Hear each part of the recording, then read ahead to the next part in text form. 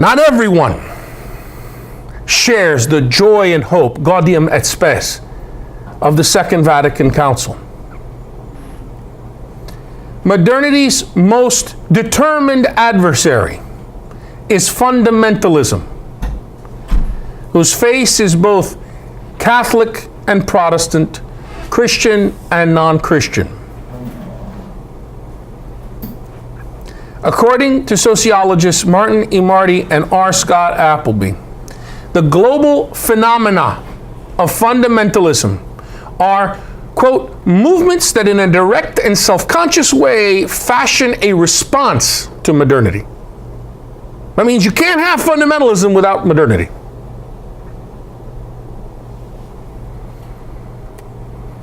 Even though fundamentalists take full advantage of the advancements of transportation, communication, and medical science, in fact, even they'll be able to use airplanes to fly them into buildings, and pornography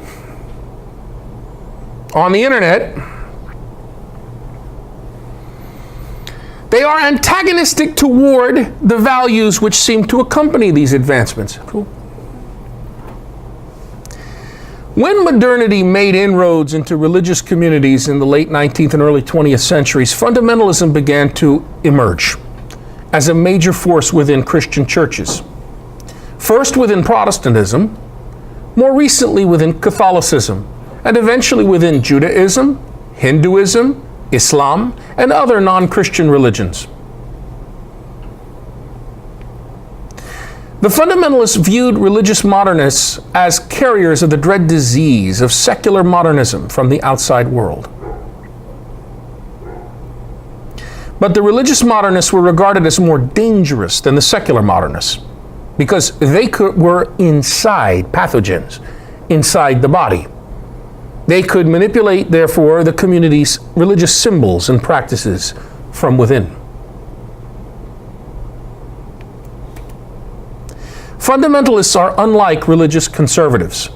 So I want to make sure everybody understands that. Conservative is one thing, fundamentalist is another. They are not the same. Follow? I'm going to explain why. Religious conservatives are content to keep modernism at arm's length while studying it, maybe looking at it. Let's talk, but hold on, okay? While recommitting themselves, religious conservatives, recommitting themselves to traditional teachings and practices, fundamentalists are different. Fundamentalists are culture warriors.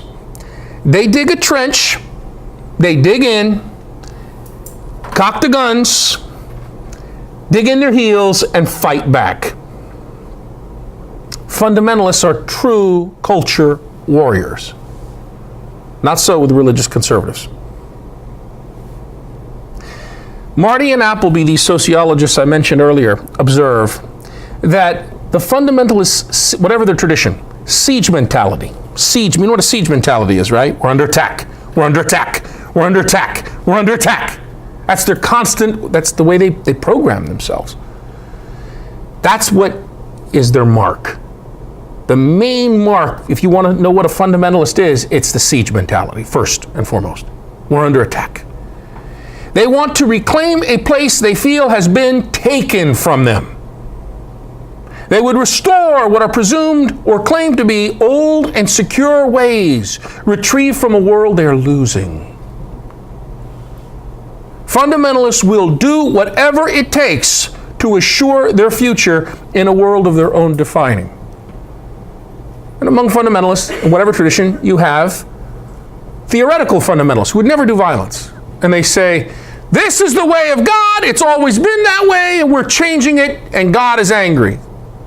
And then you have rhetorical fundamentalists, which would never do anything violent either, who listen to the theoretical fundamentalists and go, what should we do with people who defy the will of God? And then you have the violent fundamentalist, who listens to the rhetorical fundamentalist and answers. We bomb the abortion clinic. We picket the funeral with the military and say God hates gays.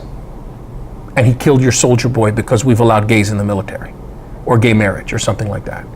Or we take a plane and we fly it in to a building, right? So there's different degrees of fundamentalists.